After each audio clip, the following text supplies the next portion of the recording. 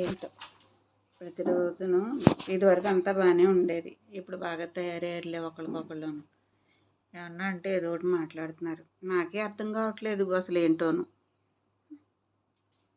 ఏమిటే ఈవిడ వచ్చేసారు, దూరిపోయారు మళ్ళీ మధ్యలోకి. ఇటు దూరిపోయానంటావేటి?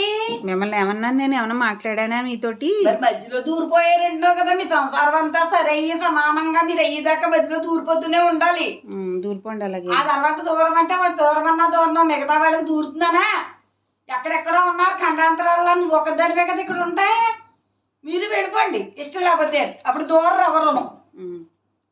అలాగే. ఇప్పుడు ఏంటి సమస్య ఏమొచ్చింది వాడికి నీకును? ఇంకేమొచ్చింది మీకు తెలియదేంటి? ఇది వరకు బాగానే ఉండేవారు, చక్క పెళ్ళికి ముందు ఎంతో ప్రేమగా మాట్లాడేవారు, ప్రేమగా చూసుకునేవారు. ఇప్పుడేమో ఏమన్నా అడిగితే ప్రేమ తగ్గిపోయింది. ఇది వరకు ఇట్లాగా ఏమీ ఉండట్లేదు. ముందు ప్రేమ ఉందా? తర్వాత ప్రేమ ఏం లేదు. ఇప్పుడు పెళ్ళయ్యాక ప్రేమ లేదు, ఏమీ లేదు. సరిగ్గా అందంగా మాటలు కూడా మాట్లాడట్లేదు ఏమీని. ఊరుకో, ప్రేమించిన పెళ్ళైపోయిన వాడిని ప్రేమించడం మా ఇంట్లో వంటలేదు. పెళ్ళైపోయిన వాడిని ప్రేమించడం ఆయనతోటే కదన్నా పెళ్ళయింది. ఆయనతో అయినాను పెళ్ళవని కదా ప్రేమించాడు. పెళ్ళైన వాడిని ప్రేమించడం మా ఇంట వంటలేదు. చాలా గొప్ప వంశం, గొప్ప మదిని.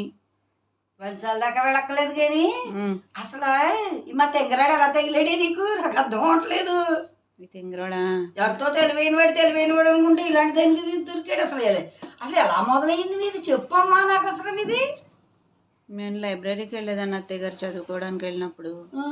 అక్కడికి మీ అబ్బాయి కూడా వచ్చి. అవును, వాడు వెళ్ళిపోయాడు. చదివేకపోయిపోయి లైబ్రరీకి వెళ్తున్నానమ్మా అంటే ఈ ముగ్గులు ఎడతాడు అనుకోలేదు, లైబ్రరీకి వెళ్ళి వస్తున్నాడు అనుకున్నా. లైబ్రరీకి వెళ్తున్నాడు, ఎక్కడికి వెళ్తున్నారో మీరే చూసుకోలేదు. అప్పుడు వదిలేశారు, ప్రేమించాడన్నా పెళ్లి చేసేసారు. ఇప్పుడేమో ప్రేమించట్లేదంటే పెళ్ళైన వాళ్ళని ప్రేమించం మా ఇంట వంట లేదని చెప్తున్నారు. ఇక్కడ పెట్టు, అది చెప్పు. లైబ్రరీకి వెళ్తే అప్పుడు ఒక రోజు బొద్దింకి వచ్చింది. బుక్ తీస్తుంటే కెవ్వుమని అరిచి నేను మీద పడ్డాను. సంఖ్యకు కూర్చున్నావా? ఇంకా చెప్పకమ్మా, వద్దు. ఇంకా తర్వాత తెలుసు కదా నీకు తెలుసా? చింతపండు పాయసాలు, ఎండుమిర్చి చేసి పట్టుకొచ్చావు కదా పెళ్లి చూపుల్లోనూ. అడిగి చచ్చారు మా వాళ్ళందరూ. బొద్దింక చాలు. ఇప్పుడు ఇంతకీ మీది బొద్దింక ప్రేమ?